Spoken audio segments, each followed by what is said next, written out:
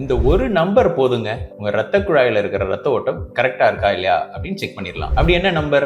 Vascular டேர்ம்ஸ்ல சொல்லணும்னா இதை ABPI அப்படின்னு சொல்லுவோம், angle brachial pressure index. So இதுல என்ன செக் பண்றோம்? உங்க கையில இருக்கிற பிளட் பிரஷரும் உங்க கால்ல இருக்கிற பிளட் பிரஷரையும் மெஷர் பண்ணி அதை டிவைட் பண்றோம். அதை டிவைட் பண்றப்ப அந்த நம்பர் 1 and above இருந்துச்சுன்னா உங்க vascular health in your Lex நல்லா இருக்குன்னு அர்த்தம்.